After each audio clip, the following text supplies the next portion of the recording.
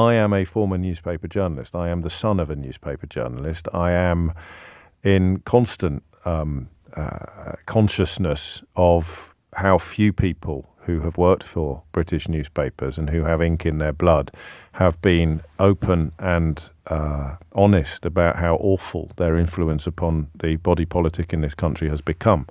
You may, on occasion, have heard me mention Paul Dacre, for example, the editor-in-chief of the Daily Mail. And I'm not talking about phone hacking now. I'm talking about the disgusting treatment of people like Dominic Grieve, who is my guest on Full Disclosure this week and who shared a story with me that I hadn't been aware of about what the Daily Mail did to him during that little period when they were calling democratically elected MPs saboteurs who must be crushed, and they were calling High Court judges enemies of the people, and they were attacking academic freedom and all manner of essential platforms of British democracy and British values. So there aren't many of us who slag off British newspapers, and that there certainly aren't many who've got a book out at the moment that goes into a lot of detail about how awful those newspapers have been. But that I'm mentioning all of that partly to plug the book, How They Broke Britain, at least 3 chapters on precisely the mess that British newspapers have inflicted upon the population. But there's one vote in already for an hour-long monologue. Keith, I've told you to stop texting the programme. I know how much you enjoy me speaking uninterrupted on a subject, but I don't know if it's fair upon everybody else.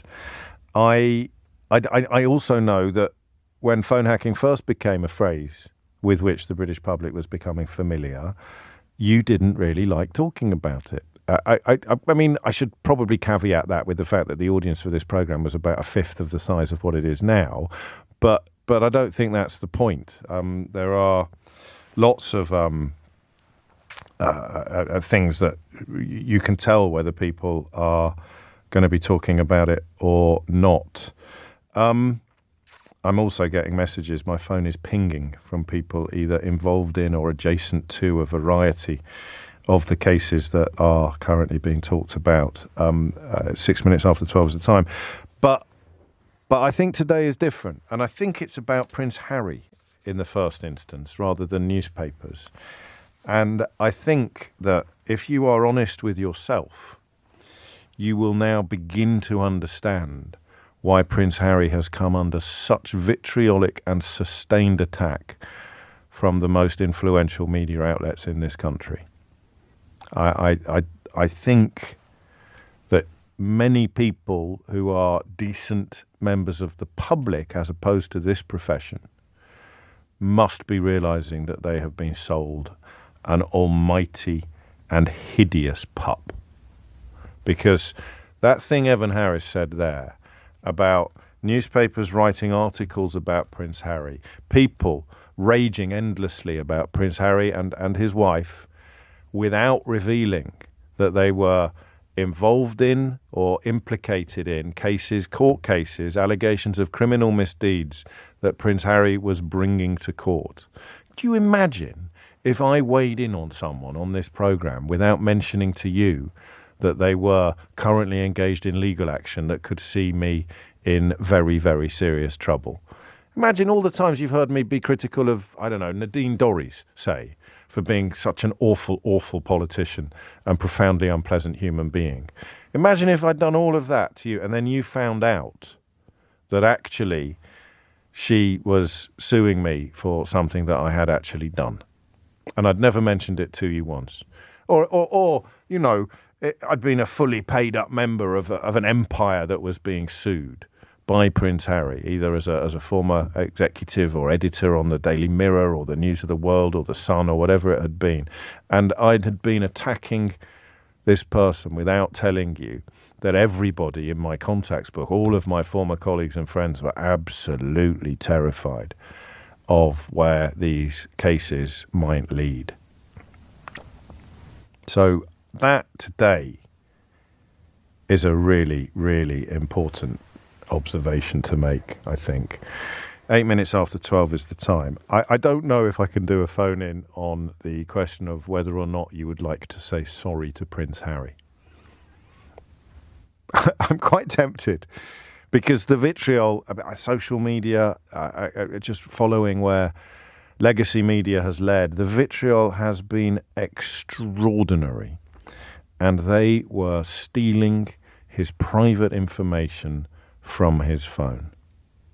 The Mirror Group. Can't say that about any of the other organisations that he is still involved in legal action against. But it is absolutely extraordinary, this result. And I resisted the urge to go in hard when it first dropped because, as I said, I needed a little bit of guidance and a little bit of counsel on on how big a deal it actually was. But I just want you to pause for a minute and think about the reason why they have been so horrible to him. Just think about it, because we've done phone-ins on that. We did it with Gary Lineker last week. Do you remember? So why does Gary Lineker boil, I think it was on Monday actually, boil the gaminy urine of this country in such a vicious and in such a violent way? Why does Gary Lineker annoy people so much? And the answer is very, very simply that he's a bloke with decent opinions, compassionate humanitarian opinions that the right-wing media has successfully squeezed out of the public space almost completely. So someone with a big platform comes along and speaks up in favour of decency, humanity and compassion. It makes them feel ashamed and ugly and disgusting, and so they're desperate to silence him. Harry's that times 10. So you take that, times it by 10, because he is bringing the fight to their doorstep. And I do believe that an awful lot of the treatment that he's received over the last few years has been designed to try to persuade him to stop. I know that he believes this, to bully him into silence. If you think what you've been through so far is bad, you better just take a look at this. Oh, and by the way, nice wife you've got there. Be a shame if something happened to her. That's how bad it is. That is what they've done. That is what they've done.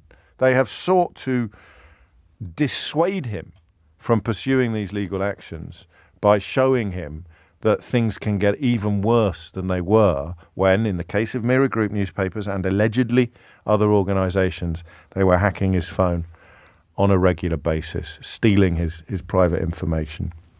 I'll tell you a story about another victim of phone hacking, and I don't think I can name them because I'm not sure what the precise situation was upon settlement. But I know for a fact that one famous woman believed that her own sister was selling stories about her to a newspaper. And the reason why she believed that her own sister was selling stories about her to a newspaper was that a newspaper published a story that only her sister knew about. Now, these were sisters who were tight and who were close, and it sent this famous woman, it almost sent her mad. Imagine that. Think of someone you really trust and love. Go on. Just think of them. Oh, that's sweet, Keith. Think of someone you really love and trust, okay? And you told them something, and you knew that you hadn't told anybody else. And then they left a message on your phone about it because they'd found out something or they had some useful advice for you, and they were getting on a plane or you didn't pick up or whatever it may have been. You left a message on their phone referencing this revelation, this deep, deep secret, this deep personal secret that you had spoken to nobody else about. And then you get a call from your agent or your publicist to say, I don't know how, but the Daily Bugle have got hold of a story, or they've just called me up to ask about a story that even your publicist didn't know about. That's how secret it was. You hadn't even given your publicist, this is how the industry works, you hadn't even given your publicist a heads up about something that you really didn't want to come out. Say a pregnancy, for example, or something like that. Even your publicist didn't know. So you cut your sister out of your life. You turned on your sister. What does the mum do? What do mum and dad do? When one daughter swears blind that the only way this story could have found its way into the newspapers was if my own sister betrayed me, and the other daughter swears blind that she would never in a million years tell a soul. But you've got Occam's razor kicking in. You've got the Sherlock Holmes principle, haven't you? There is the impossible has been eliminated, and whatever you are left with, however improbable, must be the truth. unless there's something that wouldn't have crossed anybody's mind at all. Because outside of Fleet Street, nobody knew about phone hacking. And so those sisters remained estranged and at loggerheads. That family remained fractured until the truth emerged, until the reality of phone hacking began to be reported, and until people were contacted privately to be told by lawyers and police officers, in some cases, that their phones had been hacked. And another story I have for you, which is absolutely breathtaking. And it involves a famous woman being spotted coming out of a gynecology clinic on Harley Street. This isn't phone hacking. This is another practice by which people unlawfully get hold of information.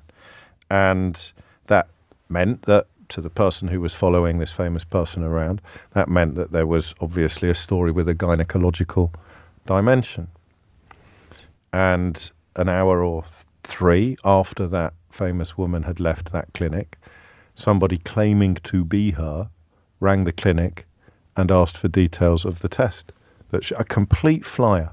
Hi, it's James. It's James. I was just wondering if you got the results of the test that I did earlier.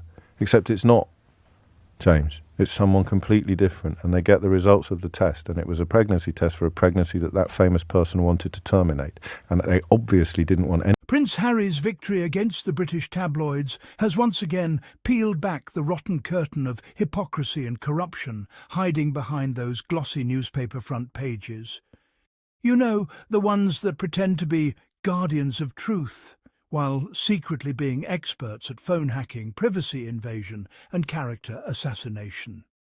Now, here's the thing. When people like Harry dare to stand up to that crooked system, the reaction from the tabloids is instant hysteria. They start shaking, sweating, and scrambling to print 1,000 "Harry and Meghan are evil" headlines before breakfast. Why? Because deep down, they know he's right. Prince Harry has dared to expose the dirty secrets of an industry that has been manipulating public opinion for decades, and that's something the media elite just can't handle. The British press has made an entire sport out of demonising Harry and Meghan Sussex. They've twisted compassion into weakness, independence into arrogance, and truth-telling into betrayal.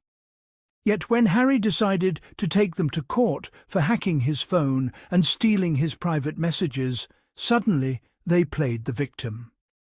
"Oh no, the prince is attacking our freedom of the press."